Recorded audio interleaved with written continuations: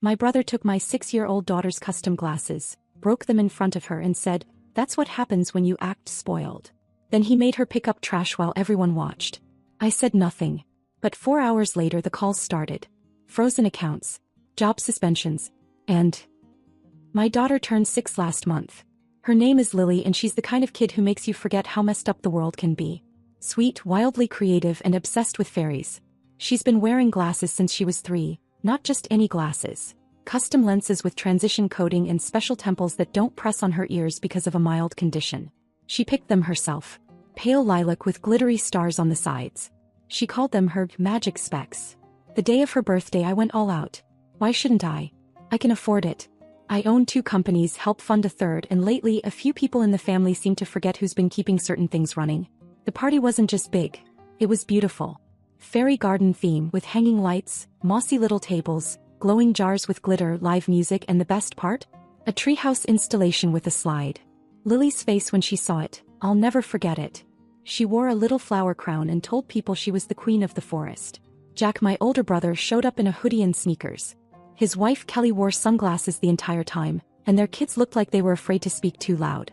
They handed Lily a single wrinkled bag with a puzzle inside, from a gas station or maybe worse. My parents gave her an educational workbook.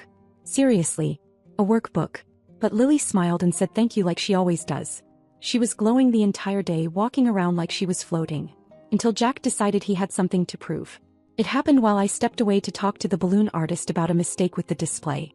Lily and a few kids were near the koi pond playing fairy explorers. I turned back just in time to hear a loud crack and see Lily freeze. Jack stood there holding her broken glasses in one hand. He wasn't joking, wasn't yelling. Just looked completely satisfied with himself. "That's what happens when you act spoiled," he said. Loud enough that 3 tables turned to look. "Maybe now you'll learn something." And then he handed her a pair of used rubber gloves and told her to start picking up trash. She did. I don't know how to explain what went through me in that moment. I didn't yell. I didn't make a scene. I just walked over, gently took the gloves from her hands, picked her up and left. The silence from the rest of the family said everything. No one moved. My parents didn't say a word. Qley avoided eye contact. Some of the other guests looked horrified, but no one did anything. At 6 p.m. I sent out a group text thanking everyone for coming and saying the party was over. Everyone left. Jack and his family didn't even try to argue. They probably thought it was over. It wasn't. Around 10 p.m. Jack's phone started buzzing. Then Qley's. I didn't answer their calls. A few minutes later I got a text from my lawyer, confirming the lockdown had begun. The joint business account, frozen. His name removed from 2 internal platforms. Access to supplier contacts revoked. His pending bonus flagged for review. Qley's payment processor for her online store under fraud check. By morning Jack's work credentials were suspended. He couldn't access his email. Couldn't log into our server. Then the messages started pouring in. My mother. My father. Even Qley, who never says anything unless it's about herself. All asking what was going on. I didn't reply. Because I wasn't finished yet. I woke up the next morning to a screen full of missed calls. Qley. My mother twice. Even my dad, who hasn't called me directly in years. Usually I just get an email about important updates that always somehow benefit Jack more than anyone else. I ignored every single one. Lily was still asleep in my bed. She'd crawled in sometime in the night. No glasses on, one arm around her stuffed fox. Her little face was calm. Not scared. Not confused. Just still. I think something inside her had shifted and it broke me more than her tears did. By 8:30 I was in my office. No makeup. No distractions. I opened my laptop, pulled up our system dashboard and started clicking through every access point Jack had ever touched. Logged him out. Flagged his profile for suspension. Marked his last 3 invoices for legal review. Locked his cloud drive. Then I called IT. Told them to change the admin credentials on every shared resource, especially the high-level ones Jack assumed no one would touch. Next was finance. I asked them to freeze the budget allocations for all side projects under Jack's control. I didn't even need to explain. The head of finance had seen the footage from the party. It had already started circulating quietly among some of our staff who were there. Around 10:15 Qley called again. Then she texted. Hey Abby. I think there's a glitch with our store payments. Also Jack is having trouble accessing work email. Can you check? I didn't answer. Instead I walked into the kitchen, made Lily her favorite cereal with strawberries and sat with her in silence while she watched cartoons. She still hadn't mentioned the glasses. She just kept touching the spot behind her ear where the temples usually rested. By noon my phone was blowing up again. Jack had apparently shown up at the office. His badge didn't work. His laptop had locked itself. He tried to badge in again and got flagged for security review. Security walked him out. I got an alert about it. I didn't smile. I just stared at it for a moment, then deleted the notification. At 2 p.m. Qley came to my house. Showed up at the door like nothing had happened, holding a tray of muffins with a little ribbon on top. Lily answered before I could. Qley bent down and said something I couldn't hear, but Lily just turned and walked away. Qley looked embarrassed. Told me Jack didn't mean it the way it came out. That he was trying to teach a lesson, and got carried away. I told her the store payments weren't coming back online until I decided I could trust them again. Then I shut the door. The next day I had HR run a quiet review of Jack's team. I didn't expect what came back. 2 formal complaints already sitting in their queue. One from an intern who said Jack screamed at him for asking a question during a client pitch. Another from a vendor who said Jack had tried to undercut their pricing by lying about internal budget cuts, something he had no authority to do. There were screenshots, emails, even a voicemail. By evening my father texted me, "Can we talk? This has gone too far." I replied, "No, it hasn't." Then silence. For 2 days. On the 3rd day Jack emailed me. Subject line, apology. The body was exactly 6 words. I shouldn't have broken her glasses. No greeting. No signature. No apology really. Just a statement. But it was the first time he'd ever admitted to being wrong. I thought about it all day. The next morning my mother showed up at the gate with a small white box in her hands. Inside was a new pair of lilac glasses, almost identical to the ones Jack had snapped in half. She said she drove 2 hours to find them. She didn't apologize. But I didn't need her to. Not yet. Later that week I found a note in my mailbox. From my dad. Handwritten, which he hasn't done in years. He said he was sorry for not stepping in at the party. That he froze. That he realized they'd let Jack get away with too much for too long. That he understood if I didn't forgive them right away. And then Jack showed up. Didn't try to come in. Just stood at the gate and asked if he could say something to Lily. I told him not today. Maybe not ever. He nodded and left. After that things started changing. Qley sent Lily a charm bracelet with a card that said, "Every girl deserves to feel magical." Jack stopped trying to get back into the systems. My parents called just to check on Lily, not to defend anyone. And for a moment it felt like they were starting to understand. It wasn't forgiveness. Not yet. But they were learning. The weeks after that were quiet in a way that didn't feel peaceful. It felt staged. Jack didn't call. Qley stopped texting entirely. My parents suddenly remembered how to be polite. Every message was careful, neutral, almost rehearsed. At work the difference was immediate. Meetings ended on time. People talked without waiting for permission. One manager told me she forgot what it felt like to be listened to. Jack had always sold himself as essential, but the truth showed up fast once he was gone. Productivity went up. Complaints disappeared. Lily adjusted faster than I expected. She wore her new glasses proudly and called them her battle glasses, like they had survived something important. She didn't ask about Jack. Not once.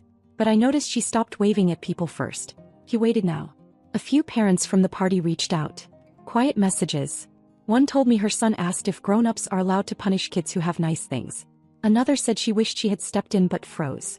I didn't respond to most of them. I wasn't angry at them. I was just tired. About 3 weeks in, Qley called.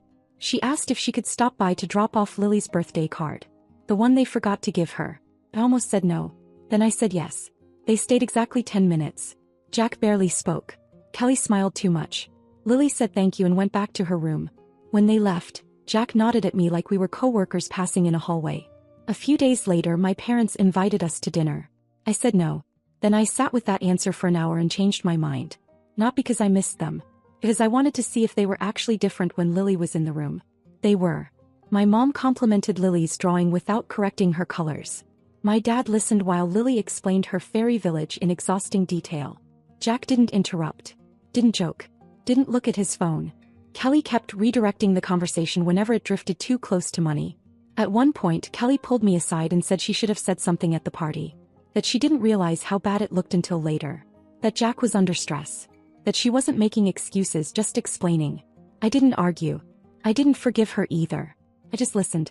After that night little things started happening. My mom sent Lily a book about fairies with glasses on the cover. My dad emailed me articles about child development. Jack stayed silent. Qley started signing her text with heart emojis like that fixed things. I hated that part of me wanted to believe it. A week later, my mom sent me a message saying she was proud of Lily for being so well-behaved at dinner. That word stuck with me. Well-behaved. Like survival was manners. Then my dad mentioned transferring a small property into Lily's name someday. Said it was important for her future. Said she deserved security. I started letting my guard down. Slowly. Carefully. And then my grandmother called. She almost never calls. She mails cards. Actual cards. With crisp bills inside like time stopped for her somewhere around the late 90s. But this time her voice was low. She told me she had dinner at my parents' house the night before. Said she went to the bathroom while they were cleaning up. Said she came back out and heard voices from the kitchen. She didn't mean to listen. But she did. He said Jack was laughing. Said Qley joined in. Said my parents were there too. Talking about how I overreacted. How Lily was going to be spoiled rotten if someone didn't step in. How breaking the glasses was wrong but not that wrong. She said Jack joked that at least now Lily knew the world doesn't bend for rich kids. My grandmother told me she stood there holding onto the hallway table because her legs felt weak. Said no one noticed her until she cleared her throat. Said the room went silent. Then she left early. When she finished telling me, she asked one question. Did I still think they had changed? I didn't answer right away. But something inside me closed. After that call with my grandmother, I didn't cry. I didn't scream. I just went cold. It was like something inside me finally stopped giving. The next morning I made 3 phone calls before Lily even woke up. First, to my lawyer. I told him to freeze everything related to my father's property transfer plan. No paperwork, no title shifts, no conversations. Second, to our head of finance. I had Jack's remaining residual bonuses flagged and rerouted for internal audit. Third, I called a realtor. Just to ask what it would take to sell the lake cabin. The one the family always pretended was ours, though my name's the only one on the deed. I hadn't planned to make moves that fast, but the phone call with my grandmother changed something. They laughed. Laughed about my daughter's glasses. Laughed about me overreacting. I couldn't get that out of my head. I didn't send any warnings. No messages. No dramatic declarations. I just stopped. I pulled Lily out of the boutique private school she was in and transferred her to a different one across town. One with fewer whispers, fewer matching outfits, and 0 kids whose parents shared wine with Qley on Friday nights. Jack's number? Blocked. Qley's too. My mom's I left open for 2 days. Then she sent me a text that just said, "Can we talk? This is hurting everyone." I blocked her before I finished reading it. My dad stayed quiet. He always does when it matters. 4 days later, my mom showed up at the gate holding a lemon loaf and wearing that smile she uses when she's trying to sell fake peace. She pressed the intercom and said she just wanted to talk. Said she was worried about Lily. Then she slipped. She said Grandma had twisted everything, and that they already had a talk with her about spreading exaggerated stories. I froze. They had turned on her. The one person who actually had our backs. I texted my grandmother right after. She called instantly. I could hear it in her voice. The hesitation, the shame. She said she was uninvited from Thanksgiving. That Jack told her to stop meddling. That my mother told her to stop making things worse than they are. I invited her to dinner that night. She brought Lily a fairy coloring book and cookies. Lily sat next to her the whole time. My grandmother said very little. Just looked around our house like she hadn't been in a place that felt safe in a while. Later that night, after Lily went to bed, I got an alert on my phone.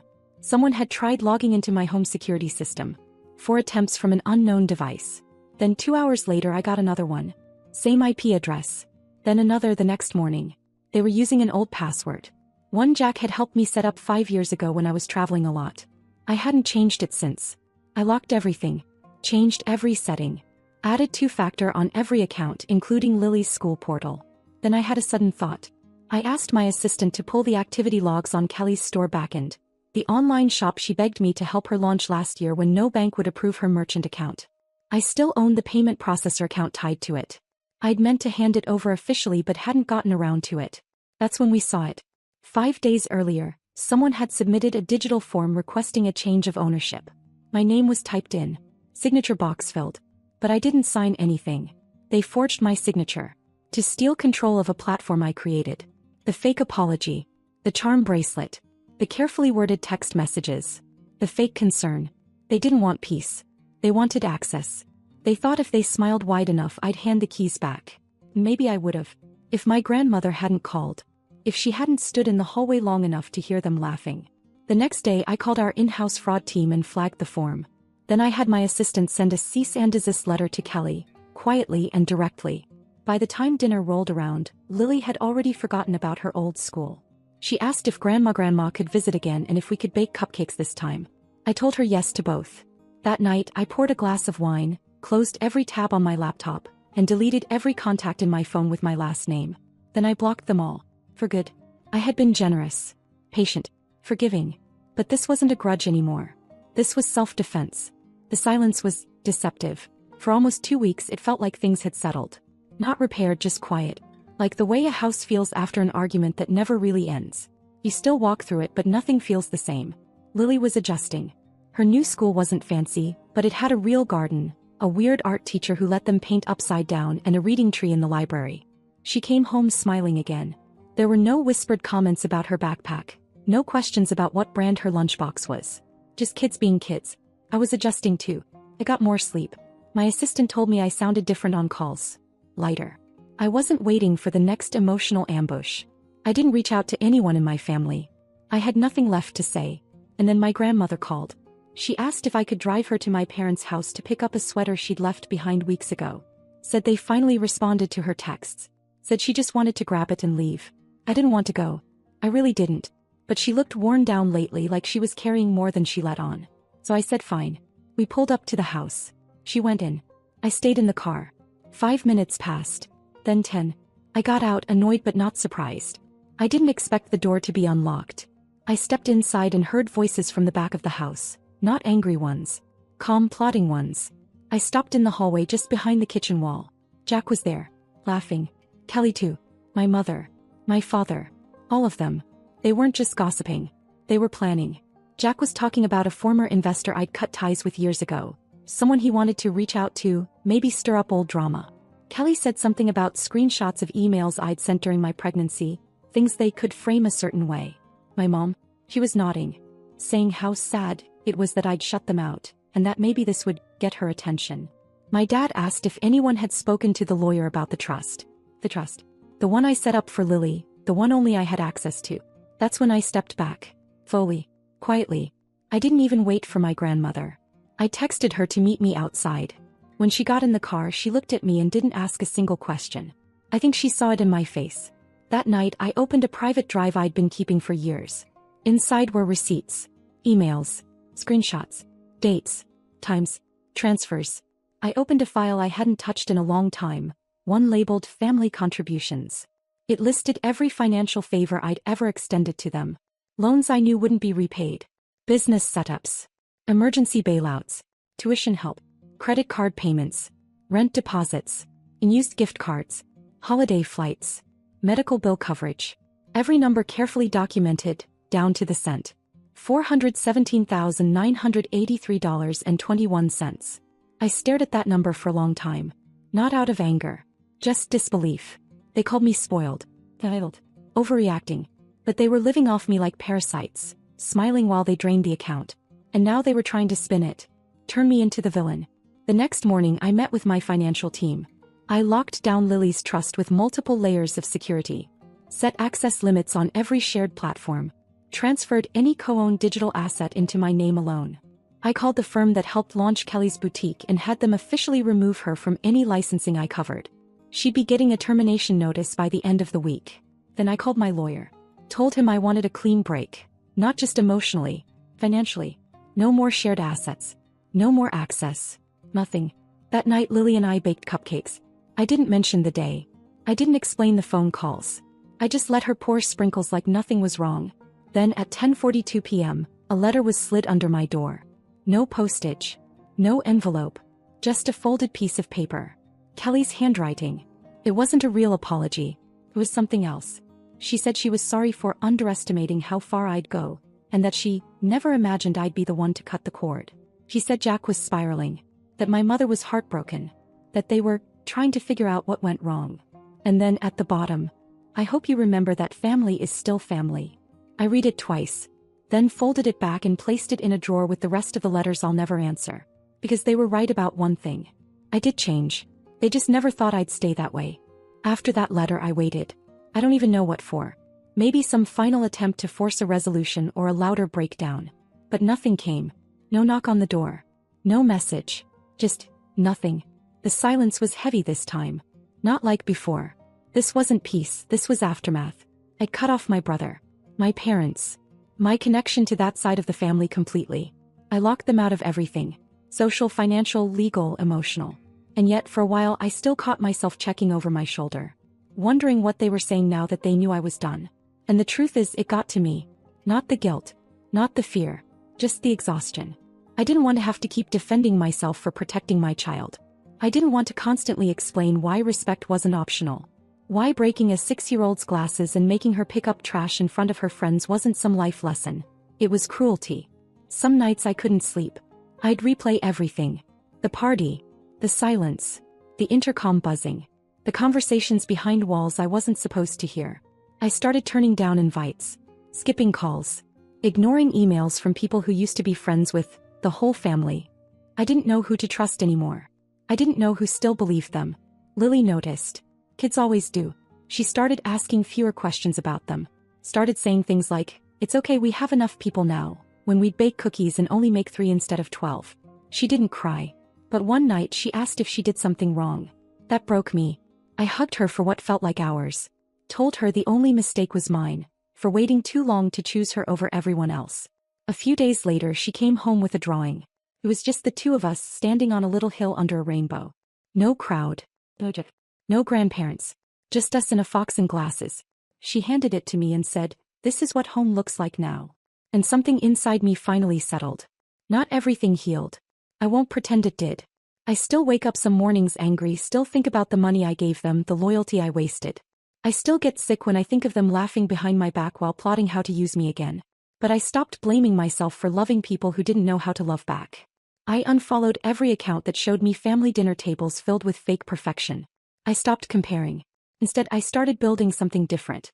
Not bigger. Not flashier. Just real. We started going on short weekend trips. Places where no one knew our names. Small towns with bookstores and muddy trails. Lily wore her fairy crown in the middle of restaurants, and I didn't tell her to take it off. I started sleeping again. Not through the night, not always. But enough. And when I'd feel that pull, the guilt, the sadness, the second-guessing, I'd open Lily's drawing. Because she was right. This was home now. It wasn't perfect. But it was safe. And quiet. And ours. And that was enough.